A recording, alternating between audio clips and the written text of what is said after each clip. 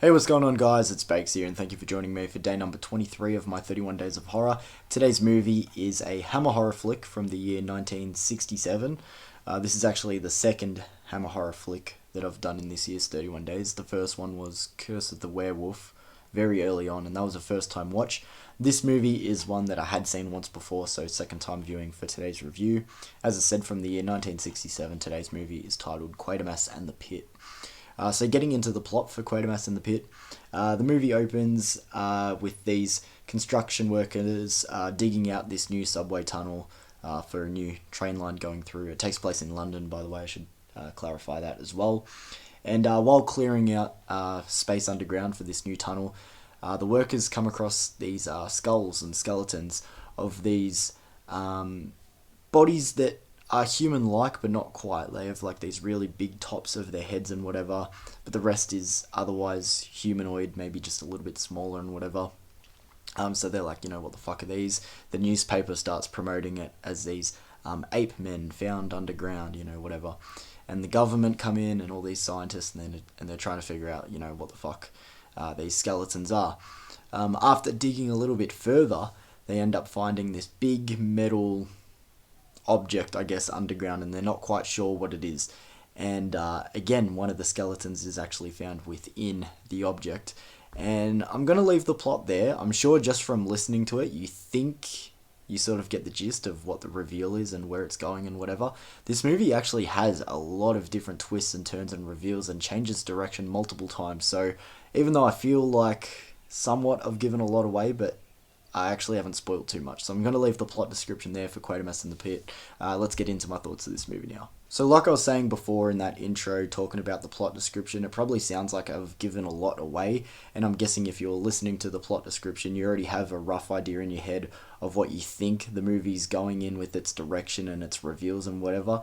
But like I said, even though I did a lot of yapping and did speak about a lot of what's going on in the movie, this movie does a really good job of constantly changing direction and keeping you on your toes with this mystery, because it starts going in one direction where you're like, okay, I think I know where this is going. It seems pretty straightforward, and then it does a total 180 and changes it up, and then starts creeping back to what you first thought, and then goes in another complete direction. I really enjoy like how they set up this mystery here. It constantly keeps you on your toes, and like I said, this is a movie that I had seen once before, and yet rewatching it this time, I'm still like, okay, where does it go again? Because like it's sort of losing me here, not in a confusing way. I'm just like, okay, I'm trying to like keep up. I thought it was going here, and I sort of remembered it going that way, and then it changes again. Like the movie does a really, really good job of keeping you drawn into the mystery and like wanting to see like where the next reveal is coming and like the new piece of evidence and everything like that. It does a really good job at that. My minor nitpick is I kind of don't really like the final destination that they end up with, like the final conclusion of like what's going on, whatever. I kind of preferred some of like the earlier routes that they were taking and directions where it just seemed a little bit more interesting to me, and that can come down to personal taste where I'm like, okay, that sort of seemed like a cooler final spot for the reveal to be at. So again, sort of nitpicky. I just kind of liked, some of the earlier ideas, and I guess you could say like red herrings or whatever of whatever direction the movie was going. But overall, like the mystery and everything is fun and it's engaging. So like it is a slight nitpick. It's just general where it ends. Maybe just not my kind of taste on what I would have preferred. This movie is also kind of long for like a Hammer horror film. Like this movie is like just short of like an hour 40, which always like caught me off guard. Like as I said, the second time watching, so I shouldn't say always. It made it sound like I've seen this movie plenty more times than I have, but I do remember the first time watching this movie going, okay, fuck, this is like actually low-key kind of long.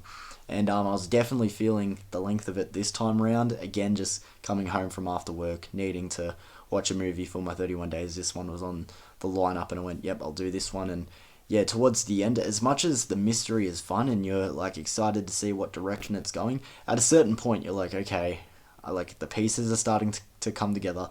Let's get it going, let's get it going, let's get it going. And I just feel like towards the end it does sort of drag and hold its breath for a little bit when, so early in the movie it's like you think it's... I don't even want to throw out the ideas because then, you'll get thrown off the scent or whatever. But yeah, it does a really good job with this mystery. I just kind of don't really like the end result. I just would have preferred it to go in a different direction, but that is a small nitpick because you guys might enjoy the direction that it goes. The acting and the production and everything is really solid. I like the characters coming through. Um, I don't know too much about like what's going on behind this thing, but is like Quatermass a reoccurring character like within the Hammer horror universe? I really don't know because Quatermass is after Professor Quatermass, who is one of the characters in this movie. Um, is he like a reoccurring character within Hammer horror or Hammer science fiction? Or I don't know. That's just something that came to mind while watching this movie, and I should probably put a little bit of research into that. But overall, I think that's kind of it with my thoughts. This is going to be one of my shorter reviews, I guess, for the 31 days. Like I said, most of the things that I dislike about this movie is just kind of nitpicky. I would have liked a more satisfying ending, at least to me. The ending's fine, it's passable. I like earlier parts of the mystery where I'm like, okay, I think it's going in this direction. I think I just would have been satisfied with that a little bit more. Again, everything on a technical level is pretty solid. There's actually some like really cool effects, especially for the time. Like I know it's not the latest movie ever. Like what did I say, 67? But like there's some cool effects of like the ground warping and walls warping, like when certain things are going down. Again, trying not to spoil. But like I said as well, also the movie does for me drag a little bit longer. Um, I would like to give this movie a higher score, but I think it's just sort of fine. Like I'm gonna give this movie a 6 out of 10. Like it's passable, it's enjoyable, it's fine, but I don't think it's gonna be one that like you know stands out on the shelf and I just constantly come back to it. For a one-time watch every now and then it's fine, but it doesn't jump out as anything overly special to me. I think the mystery is really cool, and I think with a mystery like that one where it's teasing so many different directions, I think it could satisfy some people. But like I said, I just would have liked a different end result. Maybe a few scenes cut down to make it a shorter film. But otherwise, there's a lot that are really cool things about this movie that I do take out of it. So 6 out of 10 for me, close to a 6.5, but I think it will just depend on the viewing. But thank you guys for today's review. As I said, if you are aware if like Quatermass is like a recurring character within like Hammer or something like that, like he's a fictional character from books or whatever, and he's been adapted into this film, let me know in the comments below, guys. But thank you for joining me for day number 23 for my 31 Days of Horror, and day number 24. Definitely a cult classic movie. If you've seen the lineup, you know what's coming, and yeah, I think it's going to be a fun one tomorrow. So thank you for joining me today, guys, and I'll see you tomorrow for day number 24. Peace.